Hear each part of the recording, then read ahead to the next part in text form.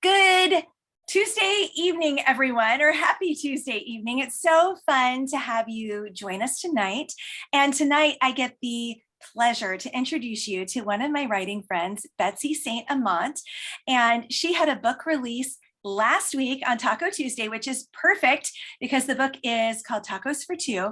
But we're going to talk about all the things, writing books, writing during COVID, all kinds of just fun, bookish writing, movie types of things. So Betsy, do you want to take a moment to introduce yourself?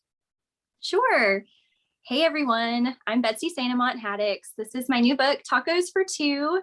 It just came out last week, which was perfectly on a Tuesday. So we all got to celebrate.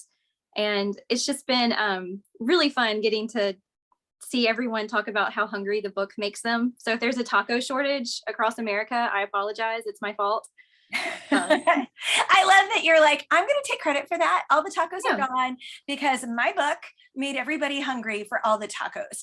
So why tacos? I mean, I love tacos. I think last week I might have had them 4 times, literally twice in one day. I don't even know how I did that. Completely forgot what I'd had for lunch, I guess.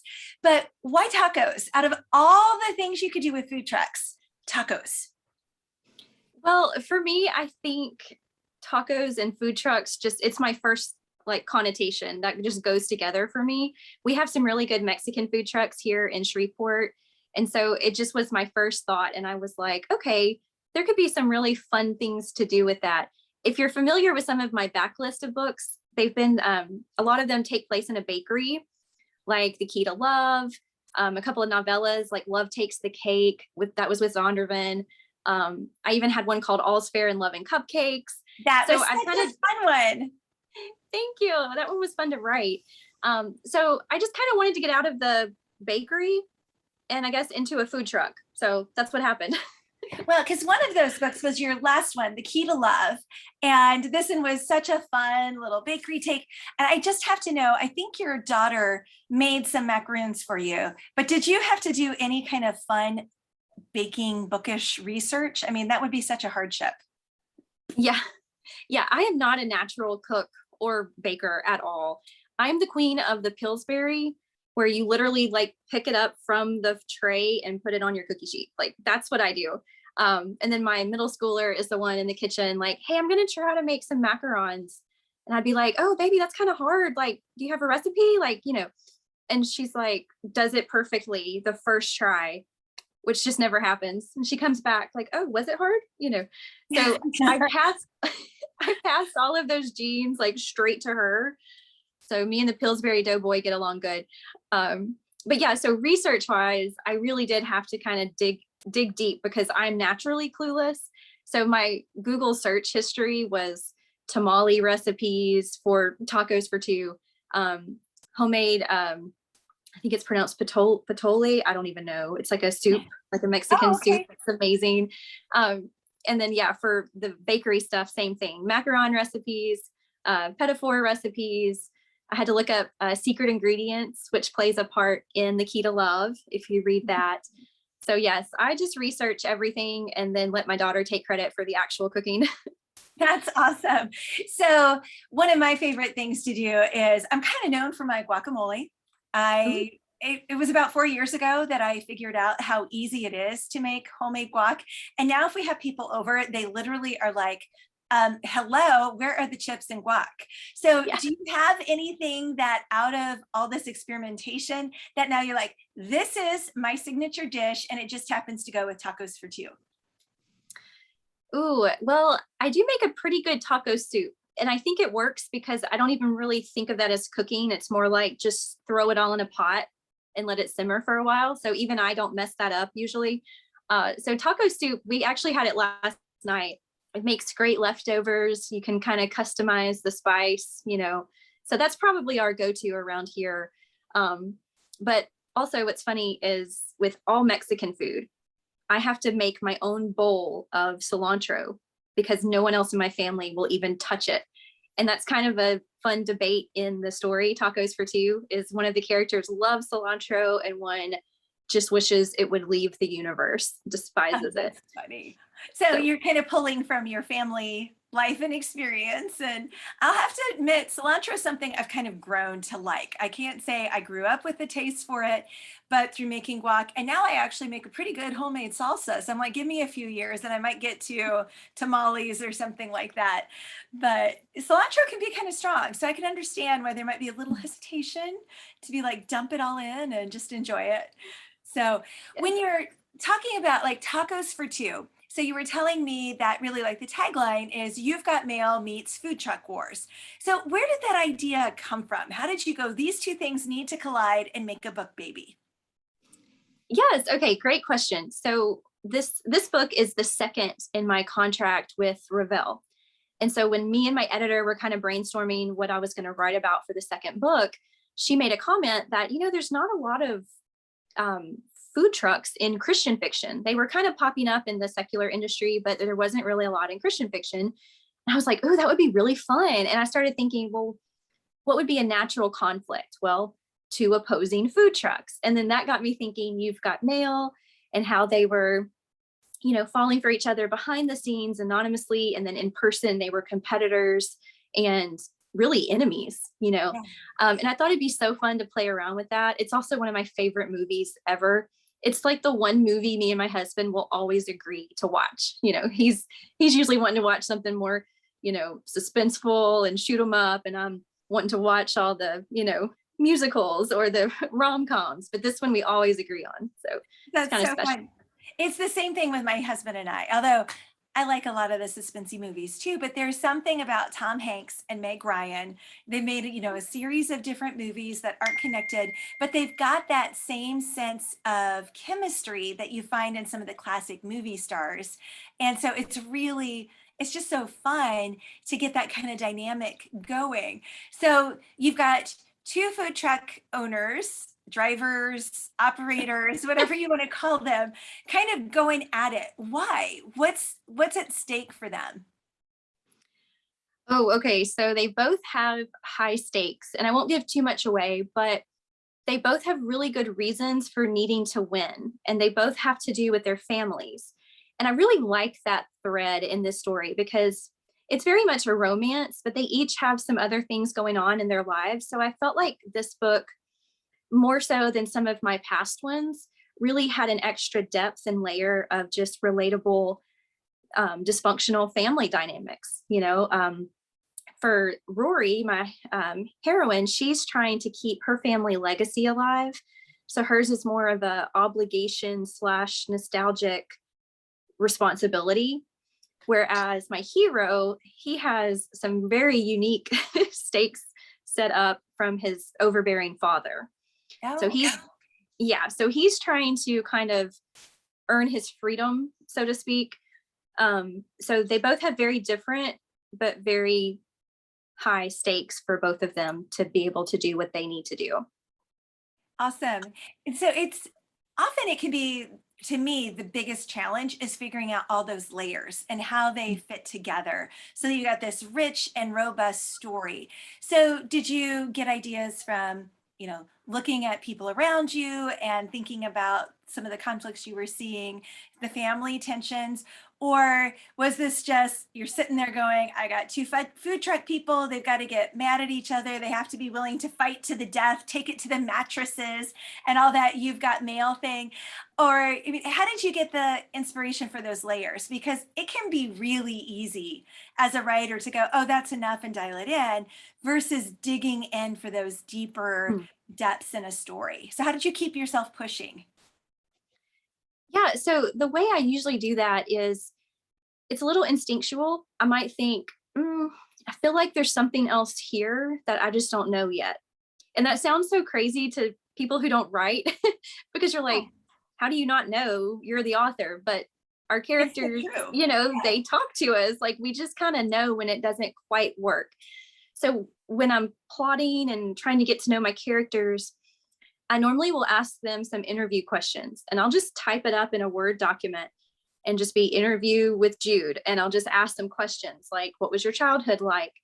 And I'll just start writing it and just whatever comes. And to answer your specific question about the layers and how do you keep digging, I just keep asking why. It's like, okay, why do you have this dream? And then something will kind of be revealed, and I'll say, okay, well, why did that childhood memory urge that on? And then I'll just keep asking why, or why do you like this? Why do you hate this? What made that happen to you? So it's like, if you just keep asking why, it's like with real people, there's always a reason. Even villains, there's a reason why they're the way they are and why they do what they do. And you just have to keep pulling back those onion layers, so to speak. Yeah, and when you started doing that, because I can still remember sitting in a class with Brandolyn Collins, and she was all like, you've got to put your character on the couch and you've got to ask them all these questions to, kind of method acting. And I'm an attorney by day. And I was like, that is so weird. But I realized there really is kind of this, you got to keep asking. And almost now I call it like the 5 whys or the 4 whys. You got to ask why. And then, like you were just saying, ask why again, and then just keep asking until you're like, okay, that's good. That's usable. So how did you develop that as like a skill? Because I don't know about you, but it just felt really weird when I'd be sitting there and in my head, I'm having this, well, can you tell me more? Why is that? What caused you to be a homicidal maniac?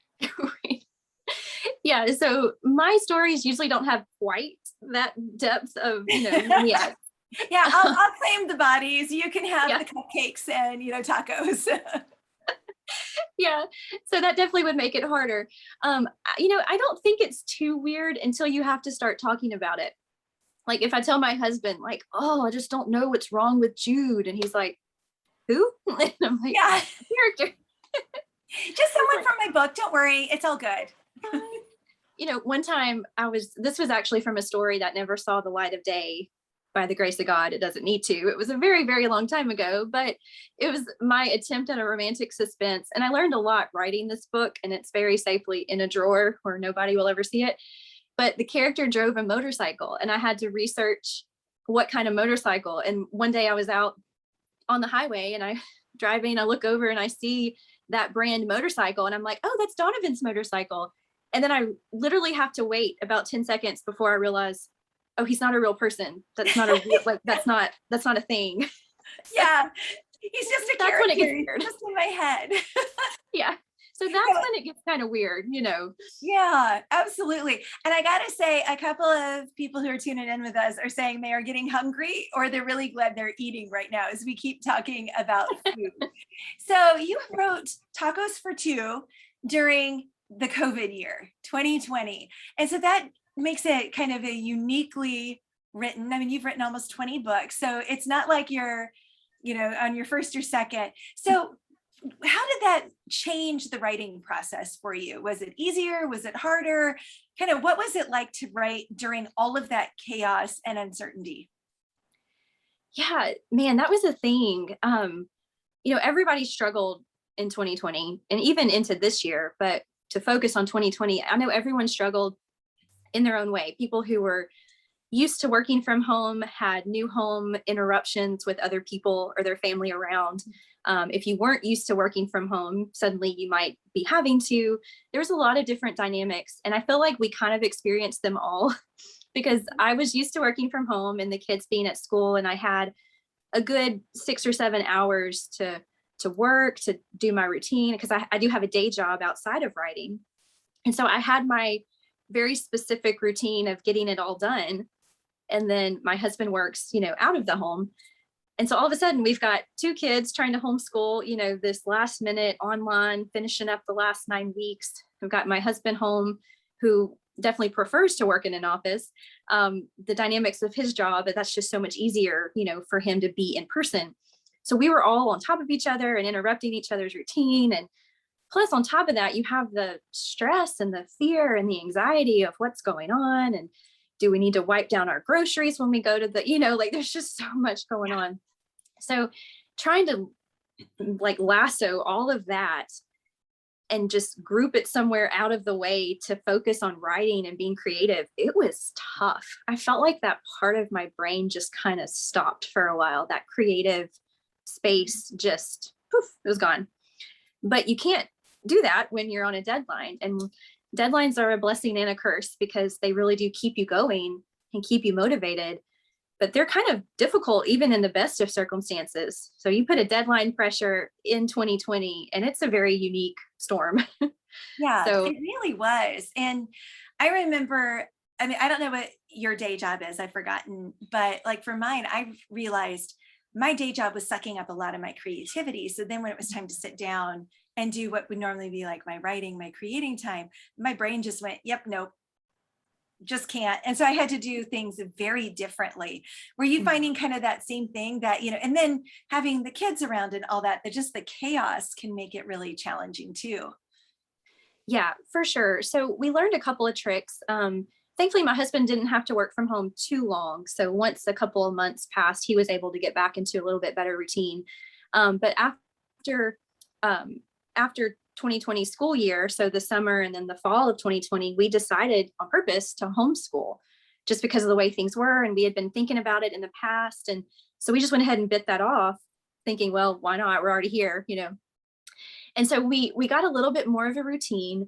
I kind of taught my girls, if my office doors are shut, like do not come in unless the house is on fire. And if the house is on fire, like at least try to put it out and then come in, So we kind of set some boundaries and that helped a little bit. But I really had to plan my day almost to the hour for a little while. And I didn't stick to this religiously, but it really helped. I got an Excel spreadsheet and I blocked off basically 30-minute segments, because what was happening was I knew everything I needed to do. But while I was doing this, I felt this pressure of, oh, you should be doing this. And it was this weird mental anxiety. And so once I had it on a spreadsheet and could say, oh no, it's 9:30, I'm supposed to be doing this. It's like I gave myself permission to ignore the other things until I got to their time slot. So that really helped. It sounds really structured and unbearable, but it really helped my personality stay on track and not deal with, guilt of, oh, I should be with the kids. Well, no, I should be doing this. And then when I'm with the kids, I can be fully present because I'm not supposed to be doing this, So we just kind of learned a few tricks and got through it the best we could. But yeah, it was tough. Yeah. And it's always that kind of dichotomy of I'm going to be with my kids are home, and then realizing no, that they're old enough that they can handle, like you said, unless there's blood or the house is on fire or something massive is happening. I need this time to work. And that's actually sometimes can be really good for them to see kind of that structure and how we deal with things. I found when my brain's really cluttered, just getting it all down on paper, even if it's still all there and it still all has to happen, I can be like, okay, now my brain doesn't have to keep going. Don't forget. I can be like, it's written down. I'll get to it. And it'll happen, but just maybe not as quickly as I might like it to. So several of the people who are tuning in have been like, we really loved Tacos for Two. And I've got to ask, is there going to be food in your next book? Ooh, so I have a couple of things in the works. I don't think I can quite announce them yet, but I will say, I am planning a novella set with some other authors that'll come out this spring. As of right now, there is no food theme in my particular story, but I'm in kind of a pending contract for a story next fall that will have a type of food, but it's going to be very different from what I've done before. Very not what you're thinking. So that's all I can say right now. We'll have to do another one when I can announce it. That's so funny because that is like a total tease. There's more coming and there's food, but it's not like you think of food. So now my mind's going, tofu? All kinds of, it's a vegan restaurant? I don't know. So that's so funny. But that's also how writing works though, is there's lots of, you're killing yourself to make deadlines, but you have to be thinking of like 4 different layers at the same time, and not layers in the story because you're doing that. But then there's what's coming next. And am I going to do it like a novella collection? Because like I just did 2 of those that came out in the last week. And so my You've Got Mail stories in this one, Christmas at Mistletoe Square, but those are one way. And then you've got your full length books you're thinking about, and then you may have nonfiction. So how do you organize all that? How do you decide what's the project you're going to work on next? Well, usually it's more deadline oriented for me. So I actually just had that problem a couple of weeks ago.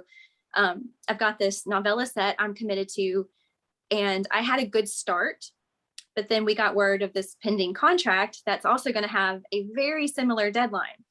And so I literally sat down with a calculator and a calendar, and I said, okay, which one is going to be the easiest or the fastest to write first? And how many words per week will I need in order to accomplish that? And then take the remaining weeks before the next deadline and do that math. So I had to get really technical with it. But normally that's kind of how I decide. It's like, which one is most pressing, which deadline is first. It's very methodical. But it really takes the pressure off, because if I think, oh, I have to write 2 books by this date, that's not very far away. How is that possible? If I start looking at the math, I'm like, oh, no, this is doable. I can totally write that many words per week or per day. I think it's the only time math has ever been comforting for me. It's not my strong suit. Well, and I've always been the queen of spreadsheets when it comes to my word counts, because there's something very satisfying for me of seeing I've made progress, that total word count is actually going down or it's going up. You know, the words that are still remaining to be written is going down while the total words is growing. And then it can be very motivating for me. But I've done the same thing, because I've had several seasons where I had 2 or 3 books due in very close succession. And then there's holidays in the middle. And at first I would be very unrealistic about, oh, I can get all these words written. And then a couple of years in, I went, no, I need to be realistic that Thanksgiving week, there's going to be probably 2 days I don't want to write. I want to be with my family. Or Christmas, realistically, I don't want to be in Nebraska with my family and going, I have to write for 4 hours. And so, you know, trying just to really, like you said, the calendar and the calculator to go, what does my word count need to be? And then how can I build in those spaces to breathe when there are things that are going on? There have been too many vacations or holidays where I've had to write for hours because that's just kind of how deadlines worked. And that's not very much fun. No, no, it's not. And like, we have a church camping trip coming up toward the end of this month. But in that case, it is going to be a really great opportunity, because I can't do anything else. So I can socialize with my church family and then go write for a little bit when I need that downtime, since I am introverted, and then go back out and sit by the campfire and make us some more, and then come back and write for a little bit. So that's actually going to be perfect timing. But yeah, usually during holidays or big family vacations, you know, you want to guard that time and not have that kind of, it kind of turns into an anvil hanging over your head, you know, even though you love the story and you love writing, it is work, you know, at the end of the day, it is work, even though we usually love it. So yeah, I totally get it. So let's flip to the other side of the equation. What's a book that you have just really enjoyed, where you could turn off your internal editor and just enjoy the story and the characters? Ooh, okay. So this feels unfair, because I want to mention like 10 or 15 different authors and books, but off the top of my head, some I've really enjoyed very recently. Melissa Tagg's most recent ones. Autumn by the Sea. That one was fantastic. I just loved it. And I'm so bad with titles, but also the one she did before that one, it was the end of a different series, or at least part of a different series.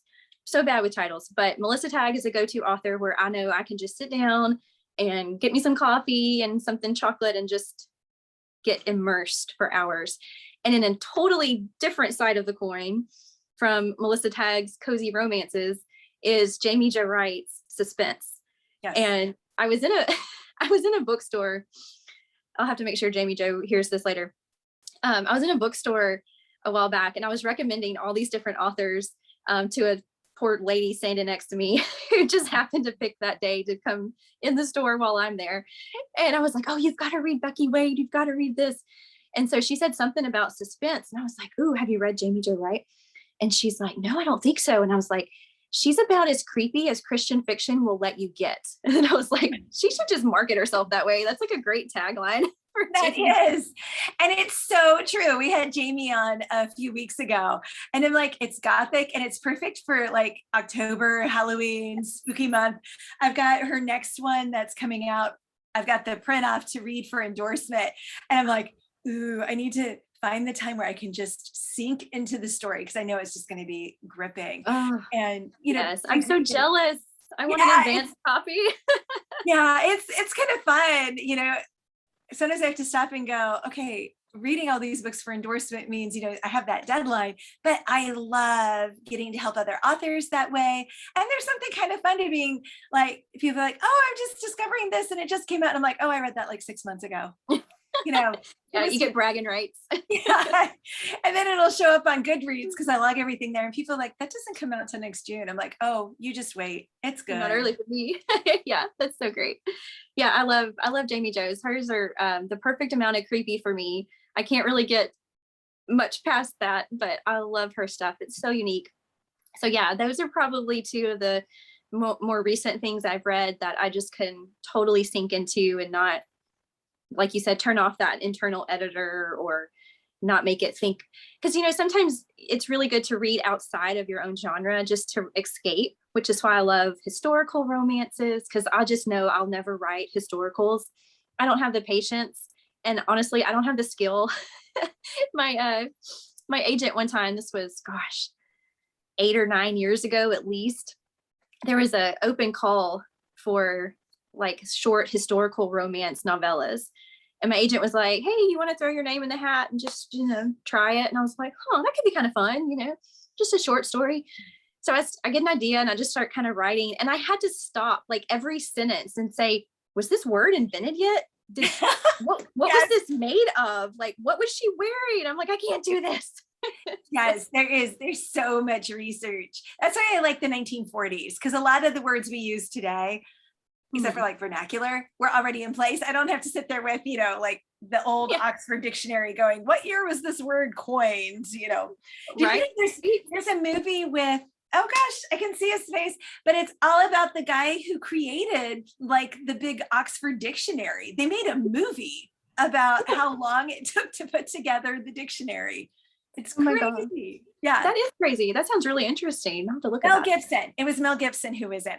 And so it was just, I had no idea. I mean, like years to put together A to like AL, and then another chunk of years because they were going back and trying to find what book did this word first appear in.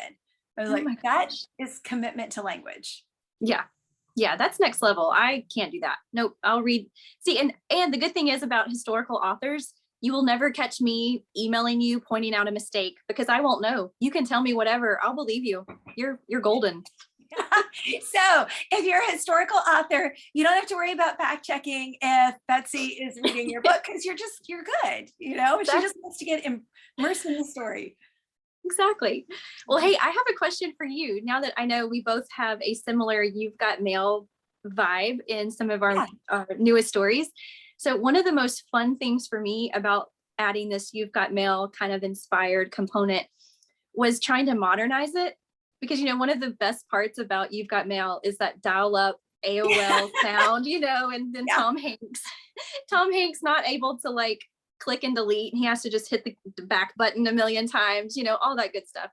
So it was really fun having to create a way to bring that whole anonymous dynamic into modern day. And so for my characters, I invented a dating app.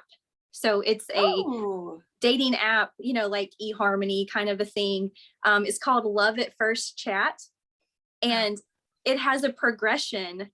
And I had to do this to make some of the particular elements of my story work, but there's a progression that it suggests to you. So it suggests that you start direct messaging, and then it suggests after so much time that you start texting.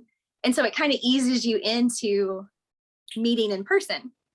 So that way, if you have your good reason for being online on this app, no photos until that step. It was really fun. That way you can stay anonymous and get to know someone. It kind of made me think of the show The Voice, where they're judging just on their voice and not on their, physical appearance or their physical performance. And so I needed that for the dynamic of my story, but I had to make it realistic, right? Because who really goes on a dating app and doesn't have their photo up?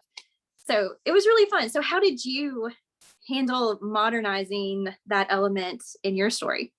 But that's a really fun question. And for me, it wasn't as much that piece of it. It was more like the witty banter, and I guess it would be almost mistaken identity is what's happening. That he's actually, the hero is an editor at a publishing house in New York City that wants to buy the rights to a book that she doesn't have because she has this blog that's gone viral, and he thinks she's the author and she's not, but she can't say that.